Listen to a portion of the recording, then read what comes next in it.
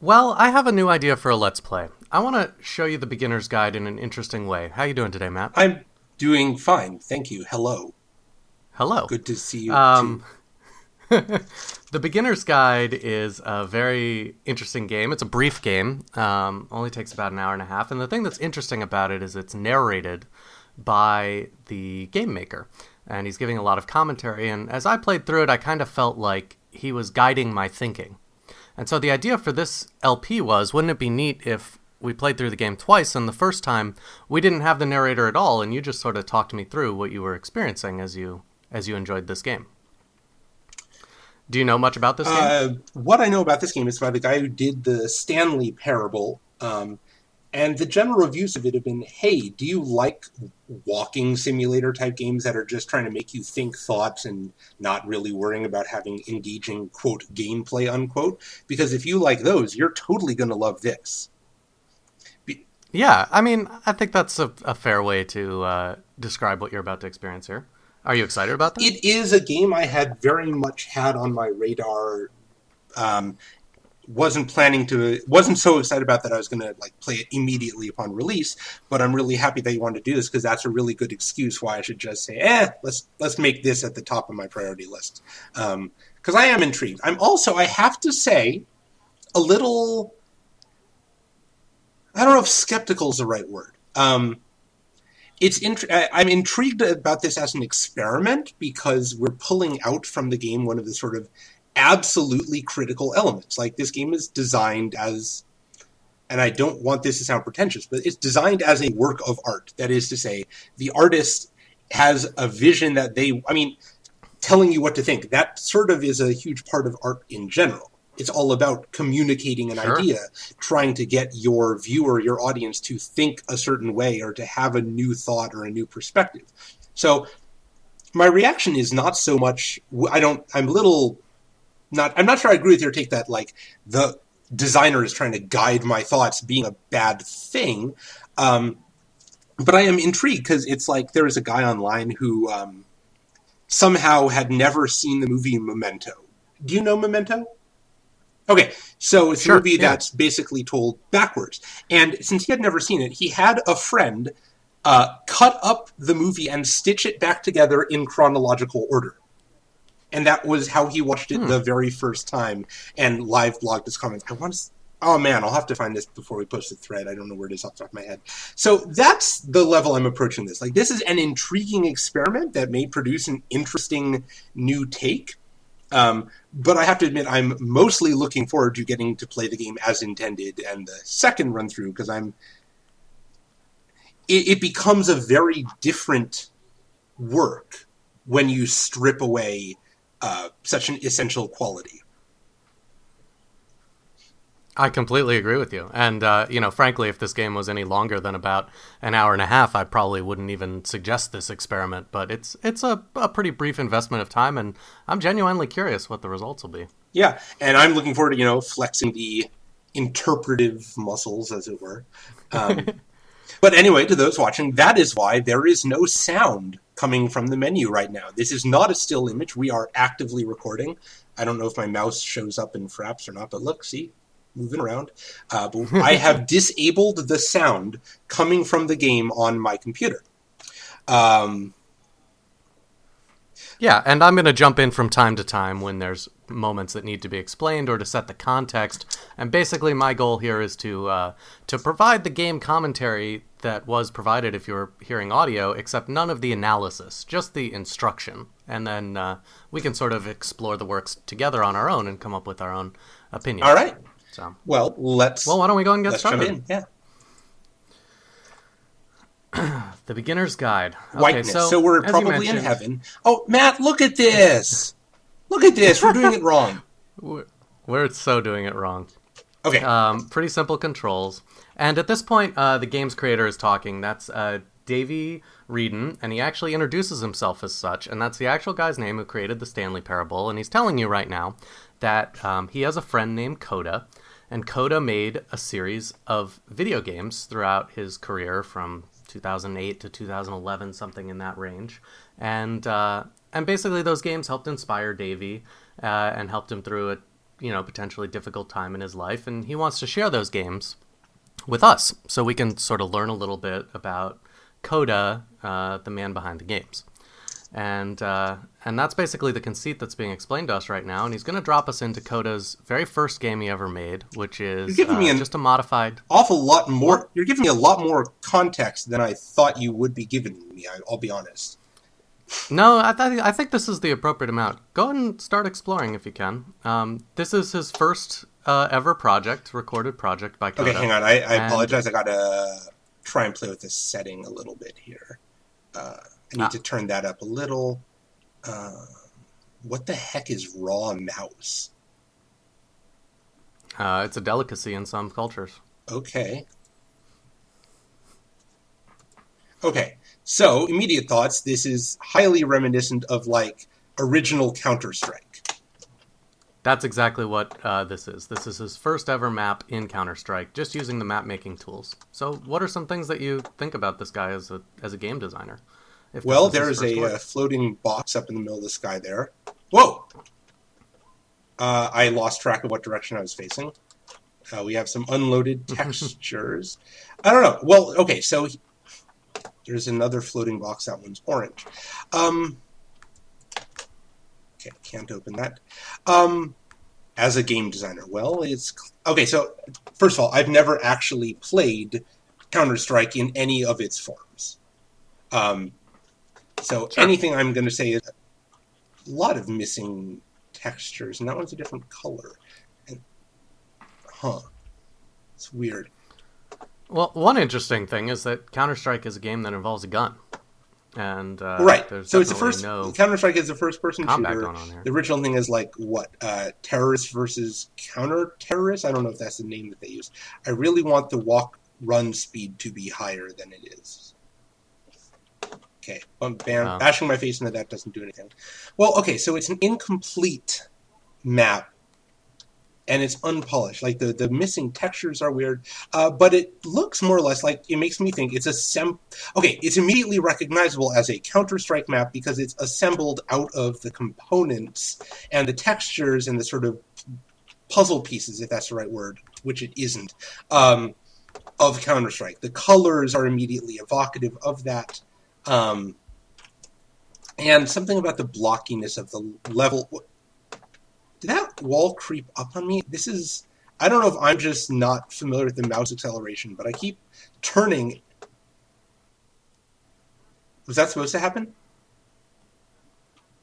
Yeah, so what's happening here is the game is obviously a guided narrative experience, and you've reached the conclusion of the narrative that was being presented to us, and you're being sent on to the next level now. But you can actually hit the escape button and or the pause button, wherever it is. Yeah, sorry. Are you able to pause? Yeah, there you go. And then just do quit to main menu, and then there's a chapter select. Do you think there's anything more worth... Well, basically, I think from time to time we should do this to just finish out our conversations. All right. And then we can use the YouTube editor to trim these sections down if you come to. This is a bad example because this one starts with a little bit of white at the top. Most of them don't. Got it. So. Okay. I was curious when I could get back to menu or not. So impression, that definitely looks like a first level. That is to say, it's clearly cobbled together from pieces. I don't know to what degree actual Counter-Strike had easy, like, visual map editors versus you had to actually get in and code stuff. Like, I'm thinking in terms of Bethesda's creation kit that lets people make new maps and mods for the, like, Elder Scrolls games really, really easily compared to a lot of things. Yeah, it's safe to say that it has a visual editor, and that level of game design that you just witnessed would not be very challenging to create. Well, okay, cool. Is there a run? I can't. Okay, so there's a lot of... That's going to continue to annoy you throughout the entire game, by the way. All right. That's not a texture that should be in here at all. That's not just like a missing texture. That's like grass. That's a floor thing. So there's some weirdness. By the way, the occasional different colors keep making me want to think of this as a puzzle game. Like, why is that one green and that one orange? What's going on here? We have a Yeah. random hill. So basically, this level comes across as someone playing with the different elements available to them in a level editor. Like looking to see what they can do rather than designing with any real sense of purpose.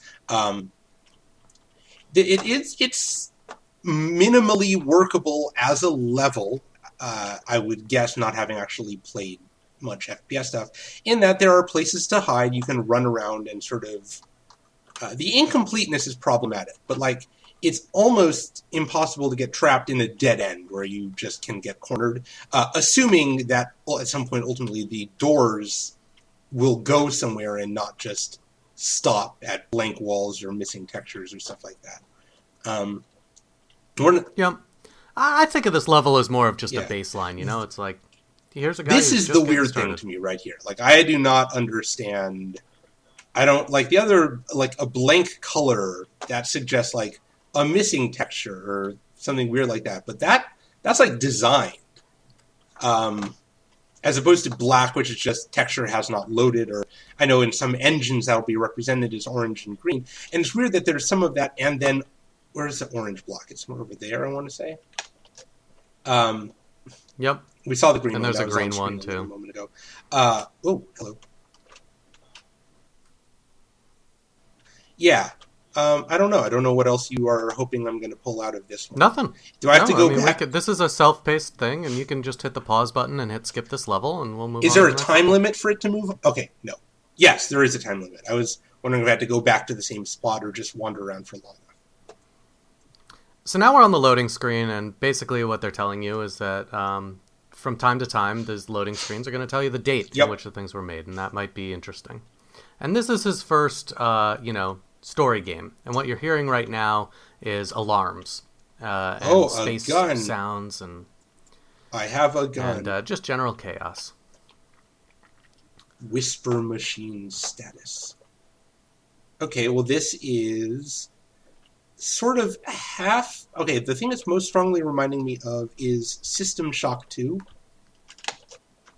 Sure. And I think it's that phrase whisper machine that's just that sort of eerie, weird sort of...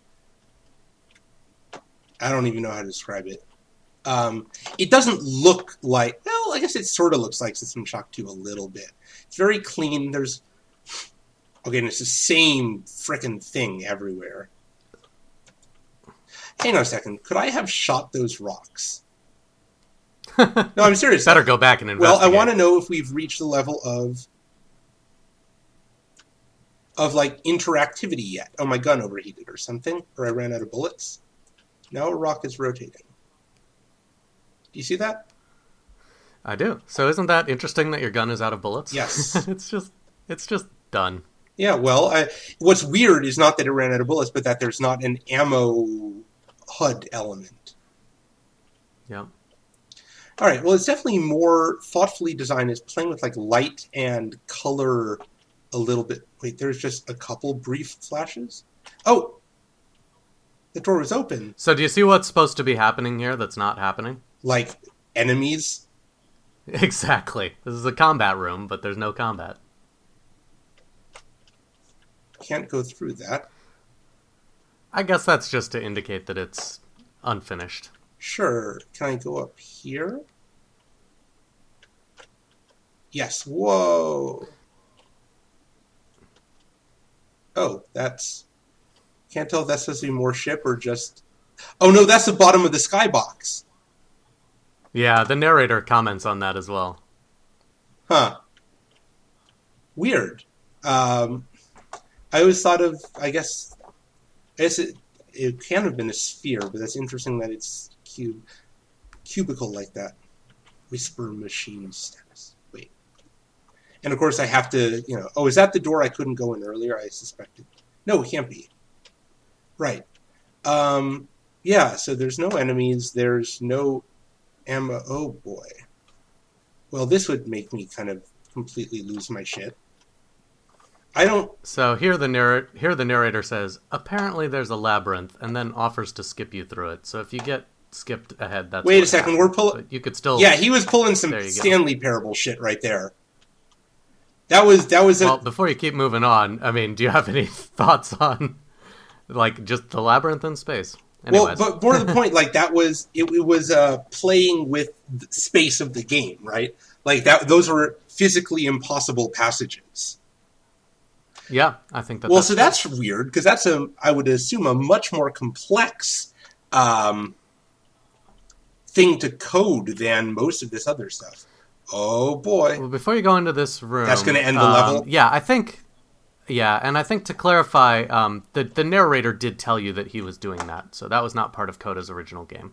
The narrator just cheated you No, no, through no. the I'm not even abilities. talking about that. I'm talking about the maze itself was used the Stanley Parable style, like invisible portals, where Right. like you could start going down a passageway and then it wouldn't be like the antechamber type stuff, right? Like, Yeah, so exactly. it's good that he skipped me through because that was not solvable by normal means. Like that was going to be pure luck slash trial and error.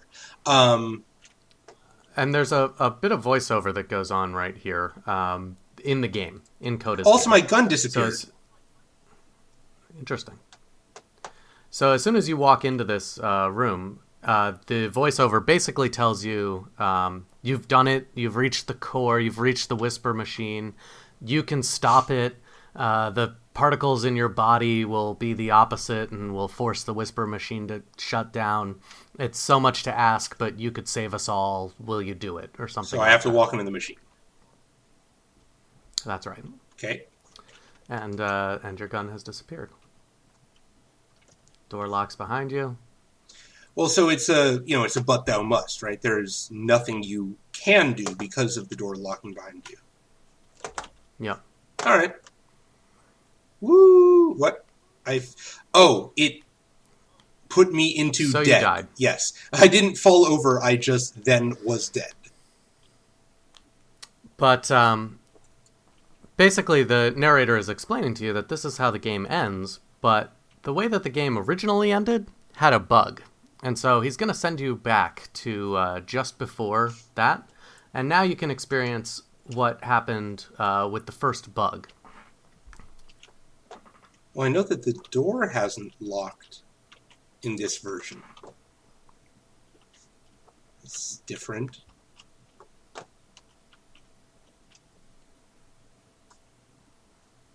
Ha!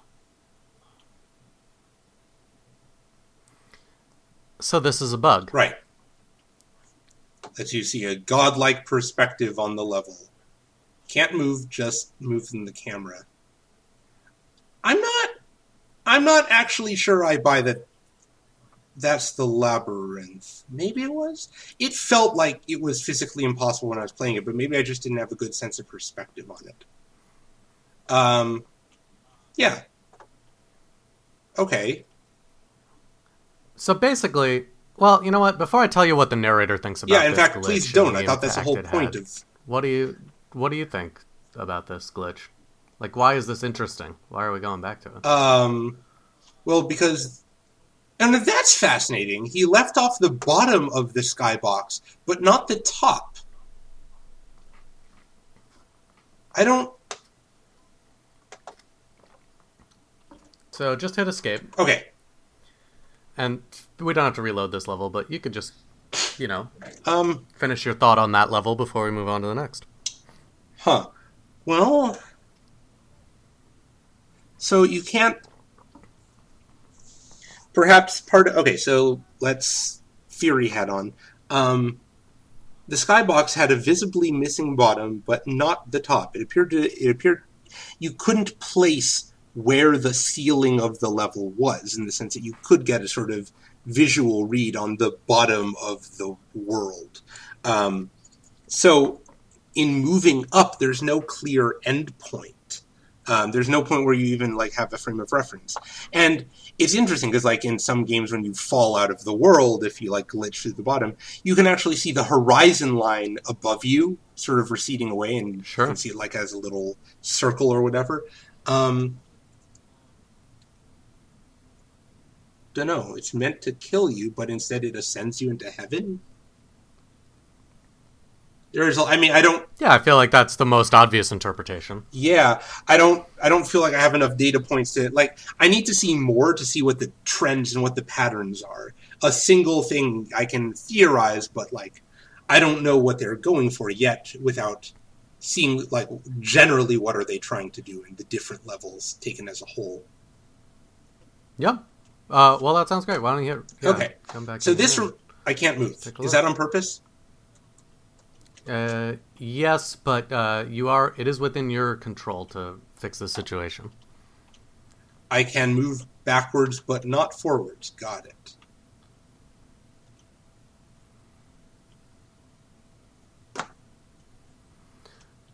So, do you recall what the loading screen said? I believe this was just a short amount of time after. Yeah.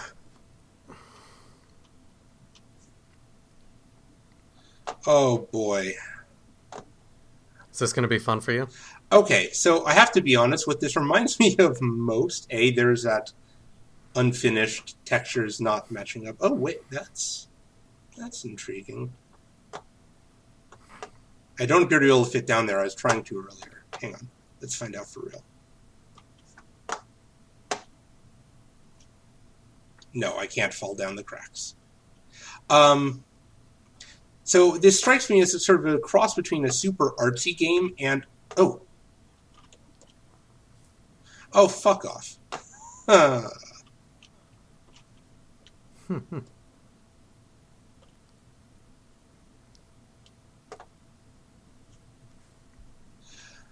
Okay, so now I'm going to pause for a moment. This is now starting to feel actually kind of in the realm of the Stanley Parable type stuff, in that it's an obvious metaphor, right? But I have to say, and I don't know if this is on purpose, I'm going to assume it is, what it reminds me of aesthetically is nothing so much as the Windows 95 or 98 or whatever it was, Maze screensaver. Yeah, totally. Well, the narrator kind of points out that the tool of choice for most of these games is the source engine, the engine that made Counter Right. Strike, and yeah, so that is a somewhat dated engine, and But the specific choice to use the brick walls is right.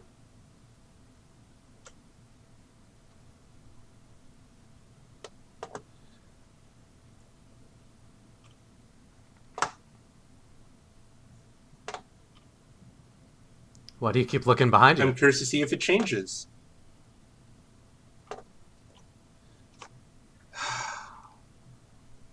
And it did. Yep. That was the game causing you to Yeah. exit, right? Yeah. Hang on. All right. Blah blah. So So we're seeing some Stanley Parable. That's just an interesting meta yeah, commentary. I mean, okay. So it's not fair to say that Stanley Parable is the first game to play with changing up the environment on you by a long shot. But I feel like somewhere between it and Antechamber, people started to really explore what that could mean and what you could say with that, as opposed to just doing it to trick the player, or to make things weird. Um, it's not doing anything with. Sure, I mean, okay, so that game via its in-game text had a pretty obvious message about intention. Is that the word I'm searching for? Looking where you're going, basically. I mean, yeah, basically, that game's argument was like this person, you know, can only move while considering your past, which is good. You know where you come from, but it means you don't know where you're going. Right? It's not a super complex metaphor, and it was pretty much explicitly articulated in the game itself. Um, it is a weird thing to follow up the space attack game with. Um,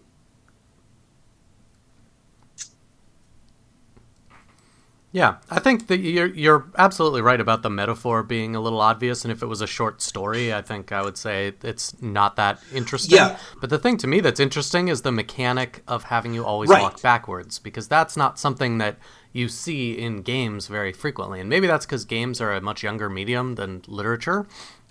But still, there's like opportunities to do Yeah, experimental, interesting things like yeah, that, good point. and that makes it more interesting than the Yep, commentary which is or metaphor. why the because like Stanley Parable plays around with the world around you to make points about your choices and the impacts that you have. And that one, rather than I mean, it did play around the world, but the main thing it made you do instead of choose was move. The movement itself was the primary mechanic. In fact, the only mechanic. You could move and turn and look. Um, Well, you did say this was a walking well, simulator. yeah. That's um, yeah. So it's interesting. So it's actually I don't think people were doing stuff like that with games that in like 2008. Like maybe there are some flash games. I remember some flash games online that were very short and people are starting to think about like how to make statements with a capital S through gameplay. Um, Right. but that, Interesting. yeah, Well, I mean, let's keep playing and see where this takes sure. us. At this point, the narrator basically informs you that Coda has made a series of very brief games that explore a single idea, and that's kind of what we're going through here.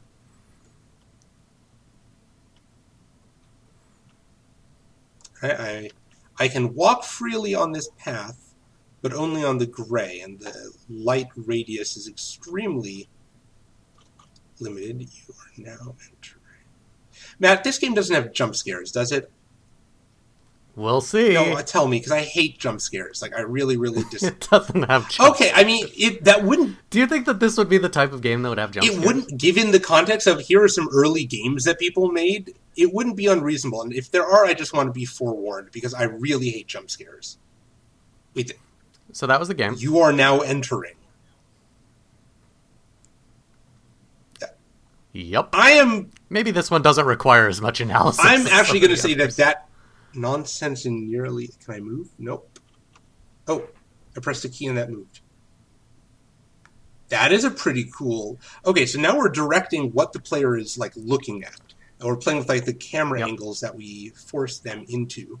Um, and of course, and I'm sure everyone does this. I'm not going to go up the ladder. I'm going to look around the edges of the level. I can't go off the level. Yep. I'm going to say that last game was more or less pointless. Like, yeah, Yep. you could argue that, ooh, but what does it truly mean to enter? But I'm not going to do that. I'm going to say that was a pointless game that really didn't mean anything particularly. And I Yep. don't know, in context, what the purpose of it was. All right. There is nothing in this level except that staircase. So interesting things from a game design perspective. The designer, what did you say his name was? Coda? Is that Coda. spelled Coda or are we not told? I'm not sure that we know how it's spelled. So coda means end, like of a piece of music. Oh, interesting. All right, there is literally nothing for me to do except ascend the staircase that he pointed my camera towards at the very beginning. Um, Hang on a second. Why am What's I'm happening? drifting? That might just have to do with the Yeah, no, you know what it is? physics It's engine. that I've tilted my monitor so that it fits so you can see it a little better.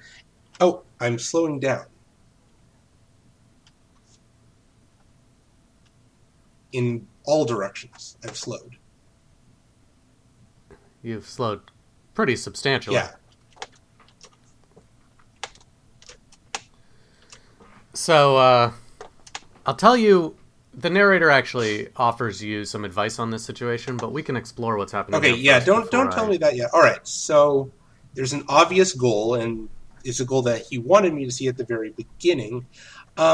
My suspicion, because I sort of paused and went back and played around to realize that I was drifting off because my monitor is at a kind of an odd angle, is that this should have happened right before we get to the top, or like much closer. I don't think I was meant to be stranded in the middle of the staircase because No, I'm pretty sure you were meant to be stranded where oh, you are. so it's when you hit a certain patch, you stop moving. Yep. Okay, Not stopped. Slowed slowed. down very dramatically. Okay, so it's a commentary of sorts on goals. Ooh. Well, because again, the very first thing we see is the goal, right? I am continuing to move forward in absence of anything better to do. I'm certainly not going to take the time to go back down the stairs at this pace. We're presented with the goal. The game designer tells us this is where you want to go. We are not even given the chance to explore, to find, to progress forwards. There isn't really a forwards, in fact. And the level has no features to speak of except for the one goal. And so I'm curious. Right now, it's like, oh, reaching a goal can be hard. Um, it requires a lot of patience. Yep. Well, while you're continuing to explore that thought, I'm going to tell you one thing that the narrator offers at this point, which we can decide if we want to take him up on it here or at other points throughout this game. He actually has offered to modify Coda's game code for you, so that if you press the return key or the enter key, he will hack the game and return your movement speed to normal. And yeah, that's just an option that's available to you here. That's actually so really interesting. When I was playing through it the first time, I chose to ignore his offer, and I made it all the way up to the top myself. But that is something that's available to you by the narrator, who is, ostensibly running the games for these us, games right? from his own computer Yep. and demoing them for you. Huh. So So, had are you gonna do it? I not known from you telling me that that you can make it up, I think what my instinct would be is say, no, I want to see, does he allow you to make it all the way up, or do you hit a wall like right inches from the top? Because that changes the meaning of what he's saying about goals. See, I'm with you. I think it's the right thing to do is to experience this the way it Right. was, the way Coda, the artist, intended you to experience it. Yep. And But this is a good opportunity. isn't Yeah, that go a ahead. funny little commentary, Matt? That it changes the meaning of the game or the message to change the way the message is received.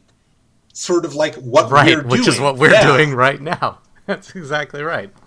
Yeah, I mean, I think that that's exactly what I was going to allude to. It's so interesting to me that this is a game about a game, and we're making it into its own game. Like we're kind of like inceptioning our way. We're gaming into it, this yes. experience, which is kind of cool. But I don't know. It reminds me of the movie Inception or the book S, if you read that book that J.J. Abrams helped write. But it's there's a person who made games, and then there's a fictional person. Well, in this case, he's using his real name, Davey Reedon, but I'm assuming he's playing a fictional person as he gives the commentary on the games. And then to experience the story, you need to have both parts. Note, by the way, that this represents the only splash of warm color in this environment. Everything else is blues and grays and silvers, and this is the only yellowish, orangish, warm color that we have. And again, your gaze is directed there immediately. Yeah, and the door kind of blocks it, so you like really want to see what's inside, but the open door makes it that much harder. Was it worth the climb? Is it going to keep my speed like this the entire way? Well, we haven't gone through the threshold yet.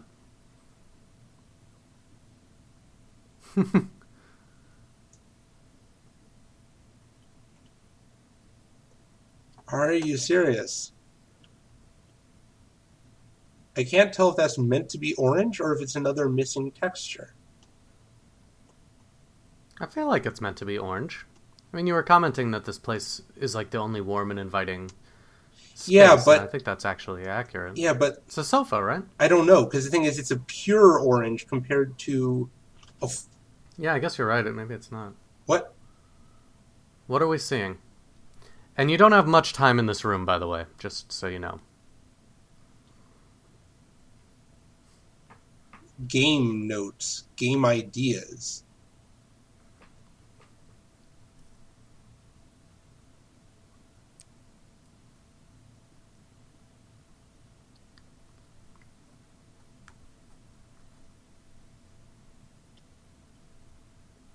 What are your thoughts? Uh, Are any of them any good? I mean, it's all about how to like break the rules of gaming, right? Um, some of them I can't read. Okay, so ready? Is that the name of the next game? That's Okay. right. What it actually reminded me of more than anything else is the Twitter account um, Peter Molyneux. Yeah, I love that Yeah, one. where it's like silly ideas for games that break the conventions of standard gaming. Um, all of those are sort of think outside the box type ideas. Some of them are a little self indulgent, perhaps, like you are a gate. That doesn't sound like a particularly entertaining game. Um, I don't know. I don't. So I guess you could argue that the goal is craft. So is that like just a purely narcissistic project of like the goal, which is so hard to reach, is coming up with a truly original game? Um, But I have already come up with so many that are up here in my tower. Except that they all blend into each other, right? There's none that stand out, and it's hard to see them all because they all just pop out at you, and they're not actually games yet. They're just ideas for games. And of course, then there's the other thing of like, instead of making one of those games, he made that game where you laboriously climb some stairs. Which is actually so ridiculous that it would fit right in with the list of ridiculous ideas. Laboriously climbing stairs. Yeah, don't know. That definitely seemed like a much more self-indulgent project than the other ones we have seen thus far. Well, I mean, reflect on the 5 games that we've seen up to this point, and you said that you wanted to withhold commentary on the trend until you'd seen some more of his works. So, what are you thinking his evolution as a game maker is at this point? Um, okay, let's see. So again, it definitely connects to the sort of direction that the Stanley Parable guy, David, did you say his name was? Davey. Davy. What's his last name? Reading. Davy Reading. Okay. It definitely connects to that in that there is an increasing trend towards making games. Well, okay, increasing trend. Um, It's definitely in vogue. I don't know that a lot of people are doing it, but it's getting more attention and more critical acclaim. like games about gaming. Games about gaming or games as art pieces or games that don't involve running around with a gun and shooting people. Well, so those, yeah. The latter has actually been part of gaming for quite some time.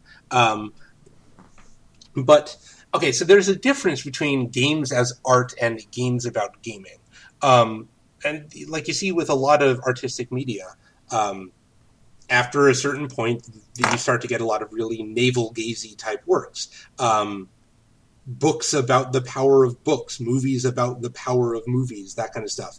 And then, of course, you get like other people, and I don't know enough about like film history to name appropriate names, but who start looking at film, making films about the medium of films. Um, so not merely celebrating the medium in itself. And my go-to for that I always think of is, the movie Hugo, Sure. right? So that appears to be one thing, but what it really is a movie about how amazing movies are. Right.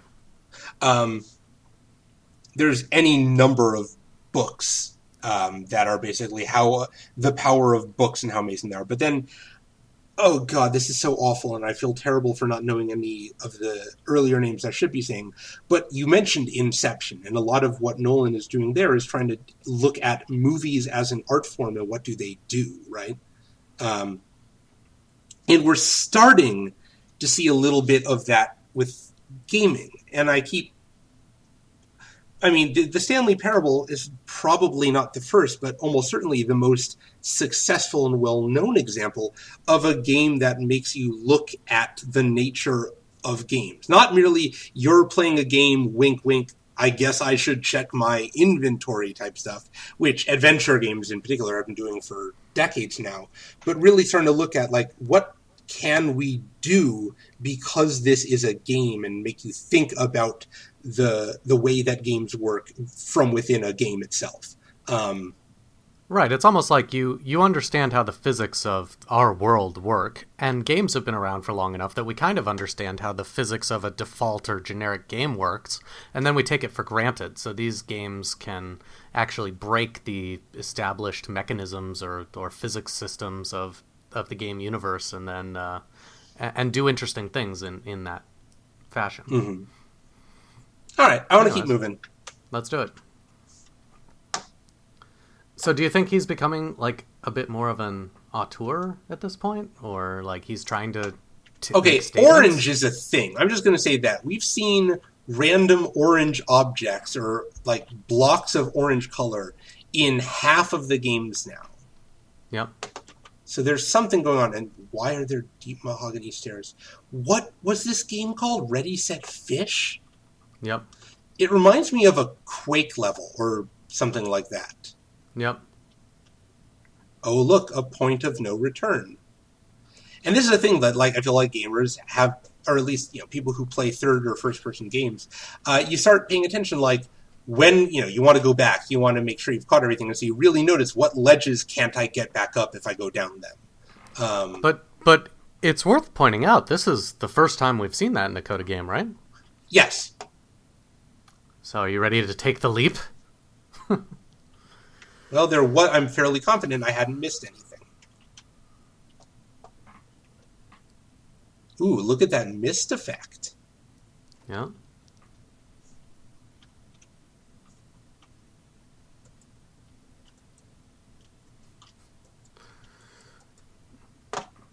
Okay. The narrator gives you a little bit of a hint, but I won't give it to you until we feel like we need it. I think it's interesting that the narrator gives you a hint here, because it's like really the point of this is not for you to experience the games on your own, but rather for you to be taken on a guided tour of Coda's games. Ah.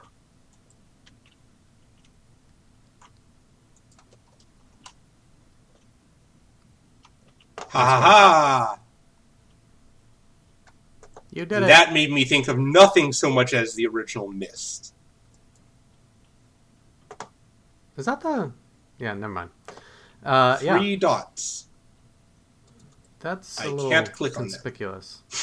Actually, Anyways, I think the mahogany may also be increasing my thinking, like, this feels vaguely Mist-like. sure. That was a legit puzzle. Yeah, and the first one we've seen, right? Yep. Actual interactivity as opposed to merely control. So at this point, the narrator is telling you that you've reached the end of the level, and Yes, I have. he's going to cheat it again so that if you press the return key, he'll make all the walls transparent. And in this case, I think you actually... Yeah, I don't think There's there's no anything other else way. to do. All right. Whoa! Whoa! So Dude. you're given a few minutes to explore this while the narrator explains his thoughts, and then the level's going to end. So what are your thoughts? This is super freaking complex. Right, that's where we started. Or no, it's not. Where did we start?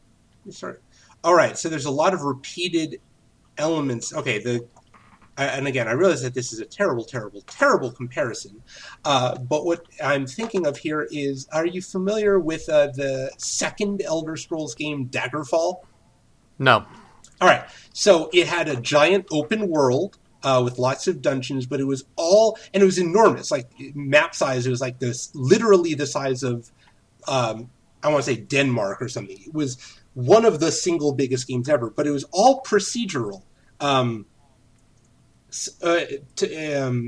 not random, but procedural, which meant that every dungeon was assembled from different parts and pieces. so that you could go and find all sorts of stuff. It was, and it was all very low res. I think it was like really, really not even Doom type 3D, but like the very, very simple three-dimensional dungeons. Um, but that what I was seeing there is a huge game, presumably with about the same rate of like you go down some hallways, solve a puzzle, go down some more hallways, another puzzle. But it all looked the same, right? It was just there wasn't in the passage we walked through. There wasn't a huge amount of real creativity. There was one good puzzle, but it looked as though like stuff had been copy pasted. Like the scale was hugely impressive, but that doesn't make a game good, right? Sure. I mean, obviously, Daggerfall is not necessarily a good example for that because a lot of people still love that game. But it's like, oh, and not everything was exactly the same. Like we could see a lot of different rooms that had slightly different variations, but it was like there's bloat going on. Yep. Like bigger is not necessarily better. But it's certainly more ambitious.